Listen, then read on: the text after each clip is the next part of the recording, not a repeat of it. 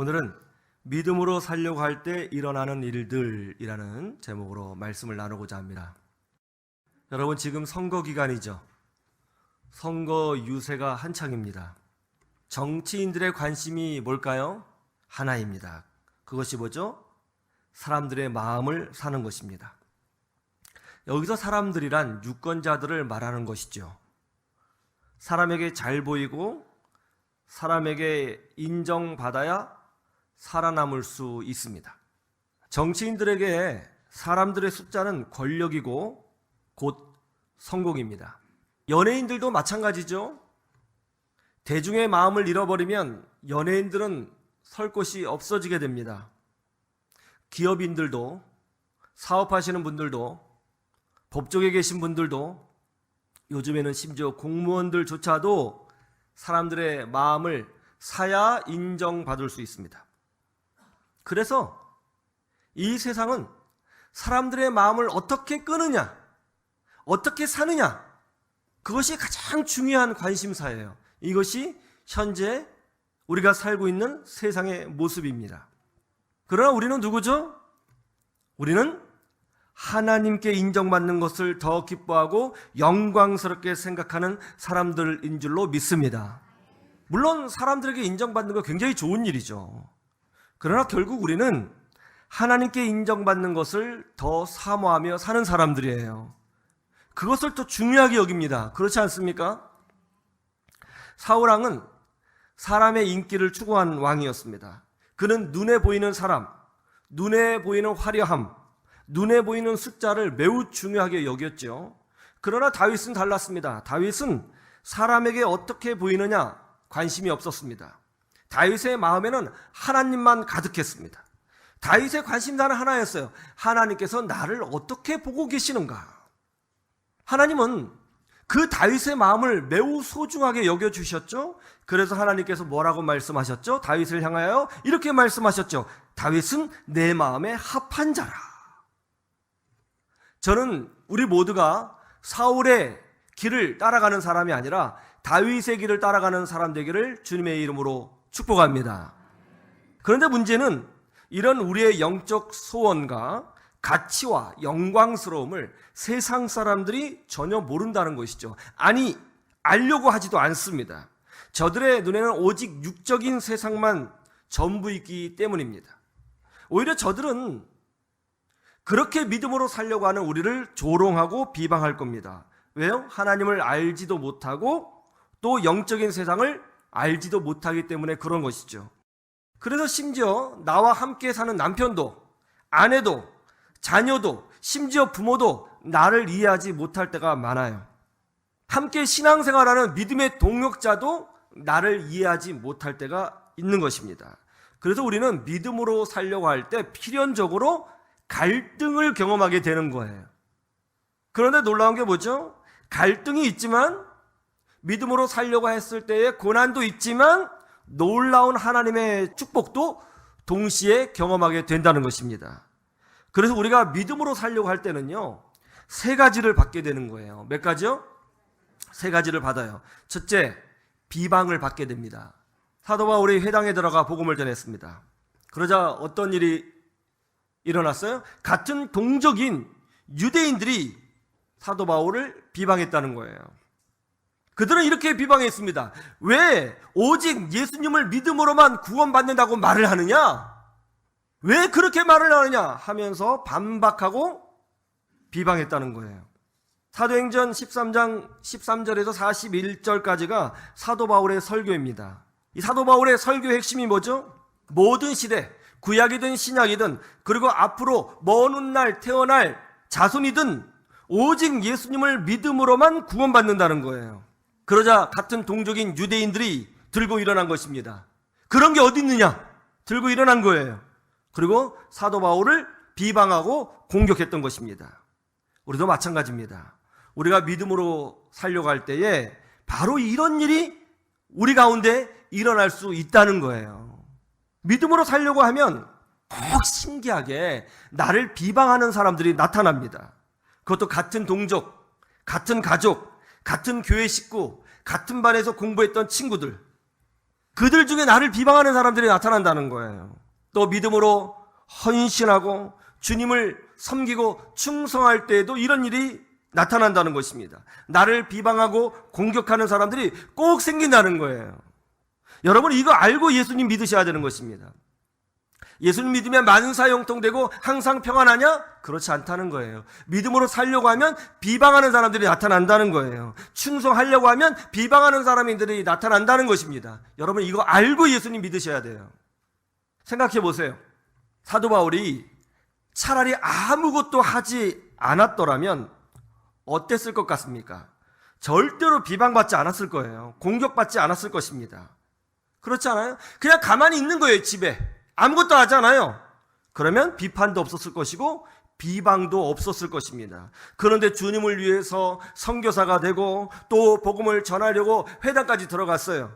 그런 열정 때문에, 그런 헌신 때문에, 그런 충성 때문에 같은 동족에게 비방받고 비판받았던 것입니다. 쉽게 말해서 믿음으로 살려고 했기 때문에, 충성하려고 했기 때문에 비방을 받았다는 거예요. 여러분, 사람들에게 이런저런 소리 안 듣고 평안하게 신앙생활하는 법 제가 알려드릴까요? 그냥 아무것도 안 하고 가만히 있으면 되는 거예요. 그러면 절대로 비방받지 않을 것입니다. 여러분은 그런 삶을 좋아하세요? 종종 집사님, 권사님들이 찾아와 묻습니다. 목사님, 믿음으로 충성하려고 했는데 이 사람 저 사람들의 말이 너무 많아서 힘들어요. 왜 이런 일이 벌어지는 거죠? 하나님이 뭐라고 말씀하세요? 충성했기 때문에, 믿음으로 살려고 했기 때문에 비방받는다는 거예요. 비방받는 것은 매우 정상적인 영적인 현상이라는 것입니다. 그래서 마태복음 5장 11절에서 12절 뭐라고 되어 있는지 아세요? 찾아보세요. 나로 말미암아 너희를 욕하고 박해하고 거짓으로 너희를 거슬러 모든 악한 말을 할 때에는 너희에게 복이 있나니 기뻐하고 즐거워하라. 하늘에서 너희 상이 큼이라. 너희 전에 있던 선지자들도 이같이 박해하였느니라. 무슨 뜻이에요? 믿음으로 살려고 할 때, 충성하려고 할 때에 비방받는 것은 매우 정상적인 현상이라는 것입니다. 믿음으로 살려고 했는데 비방받았어요? 충성하려고 하는데 비방받아요? 그것은 지금 내가 제대로 신앙생활하고 있다 하는 징표가 된다는 거예요. 그리고 다른 말로 하면 하나님께서 그런 우리를 보고 손뼉을 쳐주시고 계시다, 그런 뜻인 것입니다.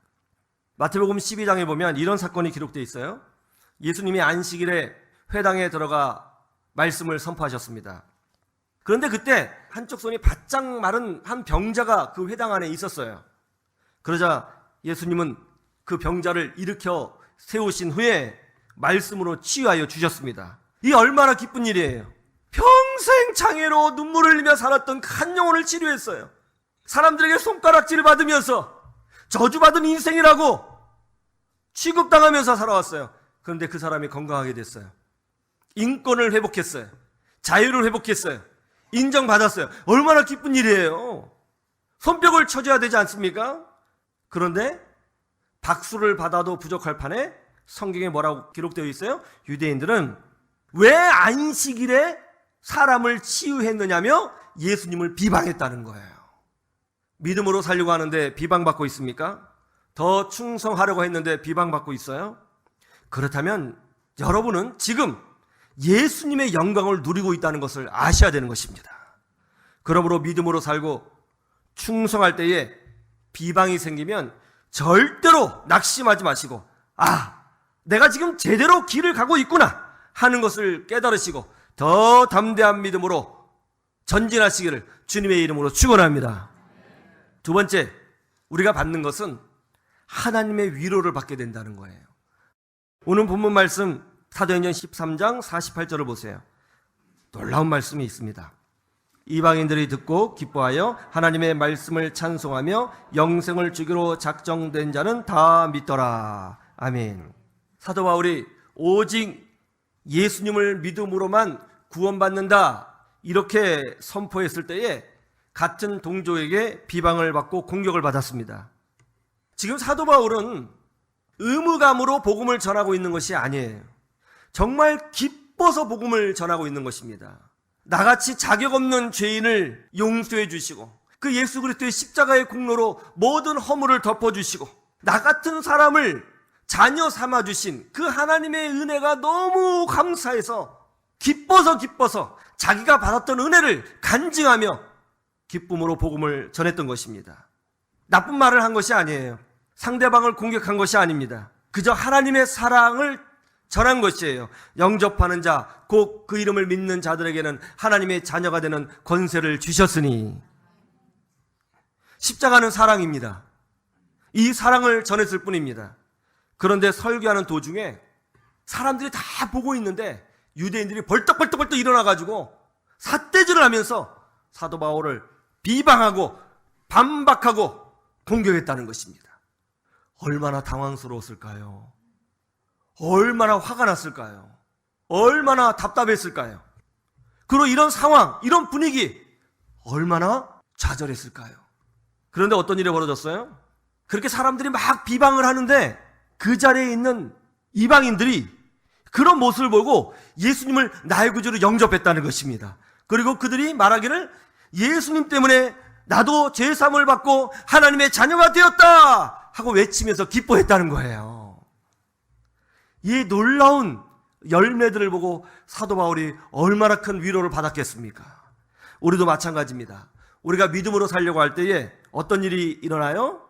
사람들의 비방이 있다는 거예요. 그런데 동시에 하나님의 위로도 강력하게 나타나게 된다는 것입니다. 아무 일도 하지 않으면 비방받을 일이 없습니다. 그러나 하나님의 위로도 없습니다. 그러나 일을 하면, 충성하면, 믿음으로 살면, 믿음으로 인내하면 사람들의 비방이 있어요. 그러나 동시에 하나님의 위로하심도 강력하게 주어진다는 것을 믿으시기를 주님의 이름으로 축원합니다. 그래서 예수님께서 뭐라고 하신 줄 아세요? 마태복음 5장 4절을 보세요. 애통하는 자는 복이 있나니 그들이 위로를 받을 것이며. 할렐루야. 경기도 안산 제일교회 고은 목사님이 전도사 시절 이런 일이 있었다고 간증했습니다. 당시 안산 지역은 시골 마을이었습니다. 그 작은 시골 마을에 들어가서 교회를 개척했습니다. 거기에 전도사로 교회를 섬기고 있었던 목사님은 한방눈이 펑펑 내리는 어느 겨울날 임신 8개월 되신 사모님과 함께 금식하기로 선포하셨다는 거예요. 임신 8개월째인데 금식하는 이유가 뭐냐? 먹을 것이 없어서 금식할 수밖에 없었다는 것입니다. 고은 목사님은 뱃속의 아이와 사모님을 굶게 한다는 것 때문에 가슴이 너무 아프고 또 좌절감이 생기고 낙심이 생기고 힘들었다는 것입니다. 가장으로서 가족을 제대로 돌보지 못한 책임, 자기 자신이 너무나도 한심스럽게 여겨졌다는 거예요. 내가 왜 목회를 한다고 했을까? 그냥 직장 생활에 있으면 지금보다 훨씬 더 좋았을 텐데. 내가 왜 교회를 개척했을까? 큰 교회로 부인 갔으면 지금보다 생활이 훨씬 나았을 텐데. 내가 왜 이 시골 동네에 들어왔을까? 도시에 있었으면 좀 더 좋았을 텐데. 그런데 갑자기 마음속에 하나님이 목사님을 외면하신 것 같은 느낌이 들었다는 거예요. 하나님은 정말 나에게 관심이 있으신가? 하나님은 정말 나를 돌보고 계시는 건가? 돌보고 계시다면 내가 왜 이런 상황에 처해 있어야 하는가? 엉엉 울면서 하나님 앞에 기도했다는 것입니다. 그런데 한참을 기도하는데 밖에 발걸음 소리가 들리더라는 거예요. 누구지? 이 밤에 시계를 보니까 밤 11시예요. 이 시골 동네 누구지? 불안함이 확 엄습했습니다. 문을 열고 불렀습니다. 거기 누구요? 아무도 없는 거예요. 밖에 나가봤어요. 대문에 자루 같은 게 놓여 있습니다. 이게 뭐야? 하고 싹 열어봤더니 쌀 한 말과 뗄 나무가 놓여 있었다는 거예요. 그래서 고은 목사님이 전도사 시절에 사모님과 함께 울면서 그 한밤중에 밥을 지어 먹었다고 합니다. 밥을 먹는데 이런 생각이 들더라는 거예요. 지금 하나님이 나를 위로해주고 계시구나. 하나님이 위로해주고 계시구나. 그 하나님의 위로 때문에 그 하나님의 사랑 때문에 어려운 일도 있고 힘든 일도 있었지만 끝까지 인내하며 성공적인 목회를 할 수 있었다는 것입니다. 여러분, 믿음으로 살면 비방을 받습니다. 그러나 동시에 놀라운 하나님의 위로도 받게 된다는 것을 깨달으시기를 주님의 이름으로 축원합니다. 하나님이 나를 직접 위로해 주시는 거예요. 하나님이 나를 직접 안아주시는 거예요. 하나님의 능력을 보여주시는 거예요. 하나님께서 나를 붙잡아 주시는 거예요. 새 힘을 주시는 거예요. 이 믿음으로 전진하시기를 주님의 이름으로 축원합니다.